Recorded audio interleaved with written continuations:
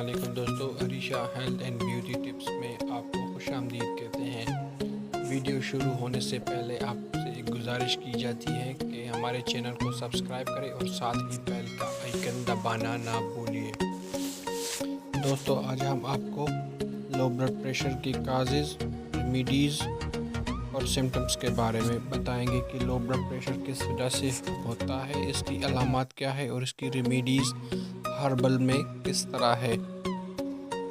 तो सबसे पहले हम आपको इसके काजेज़ बताएंगे कि इसके काजेज़ क्या है। इसकी वजह हो सकती है एनीमिया हो सकती है, या मेल न्यूट्रिशन, आपकी खुराक अच्छी नहीं है, या आपकी ज़िंदगी में सोच और विचार बहुत ज़्यादा है, या आप प्रेग्नेंट हैं, तो इस वजह से आपको ये हो सकता है।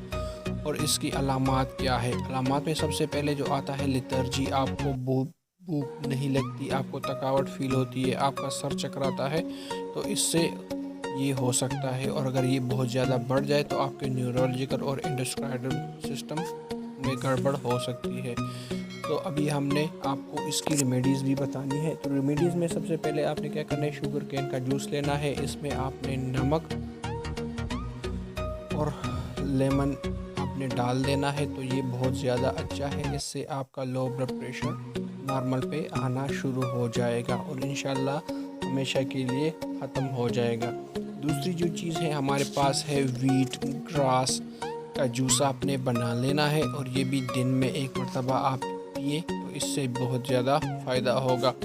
तीसरी जो चीज़ है हमारे पास, इसमें बीट रूट है। बीट रूट का आप जूस बना लें।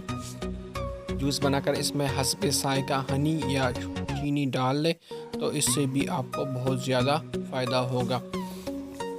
चौथी जो चीज़ है हमारे पास, उसमें आपने एलोवेरा का जेल लेना है 25 ग्राम, और उसमें दूध आपने डाल लेना है। इसको उबालना है और चीनी डाल के कि जब ये गाढ़ा हो जाए तो इसको दिन में एक मरतबा आप यूज़ करें। इंशाल्लाह इससे आपको बहुत ज़्यादा फ़ायदा होगा। पांचवी जो चीज़ है, आपने एलोवेरा का जेल लेकर इसमें टार्मिक मतलब हल्दी आपने डाल लेनी है, तो इससे भी आपको बहुत ज़्यादा फ़ायदा होगा।